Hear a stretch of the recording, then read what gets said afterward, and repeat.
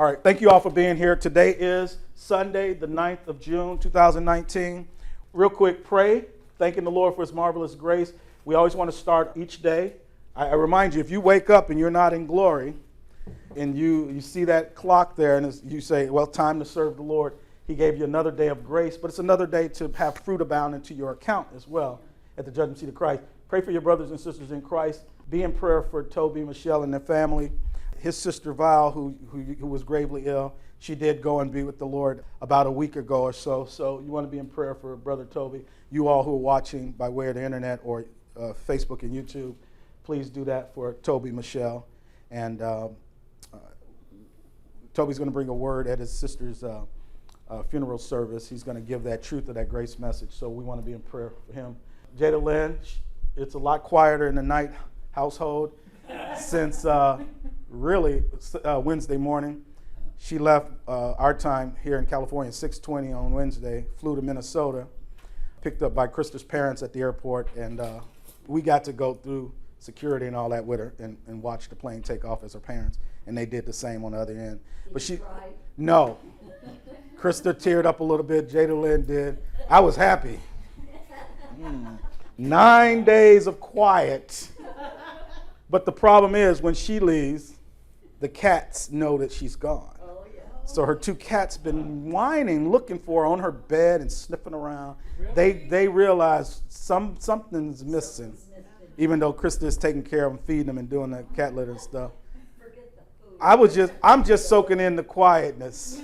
I can be with my wife. Ryan asked me, it is weird not having her. She just turned 10 a month ago, almost a month ago. And every day of her, from her conception to last Wednesday, she's been the focus of our lives. So it's kind of weird. I feel like back before we had Jada-Lynn, Krista and I.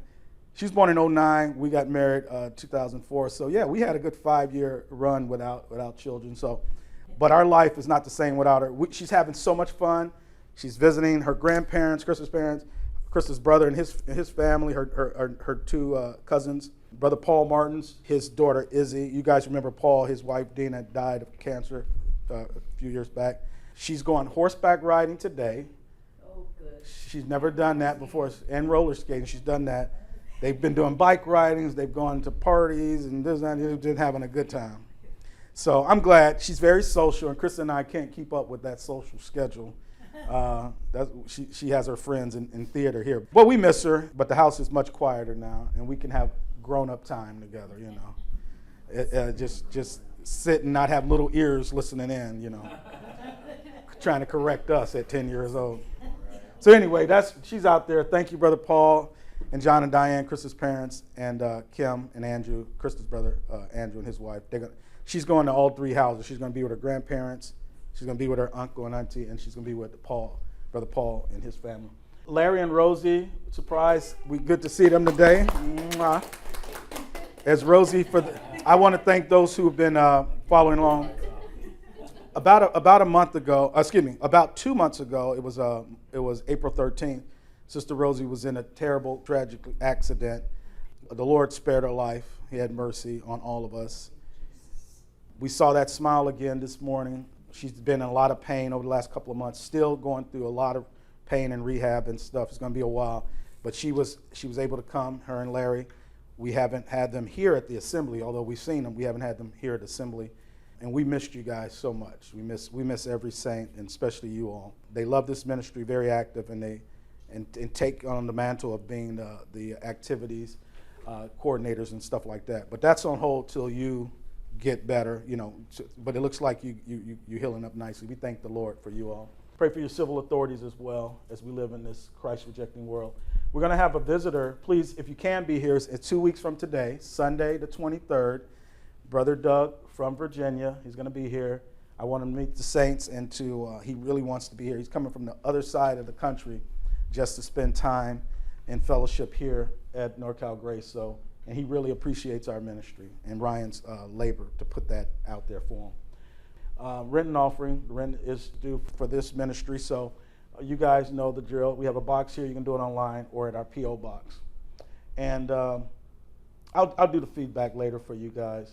I was going to write with Brother Paul. He just was updating us on Jada-Lynn is having a good time there, and that's all we care about.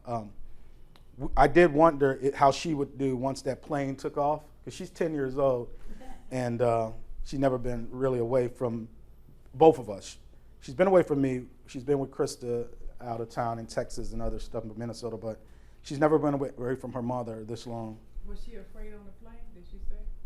She said she was a little nervous when they were taking off, but she just thought about the fact what the fun she was going to have in Minnesota. It was a 3-hour direct flight, and so she made it through. I told her once she made it through the coming back is going to be a breeze, you know.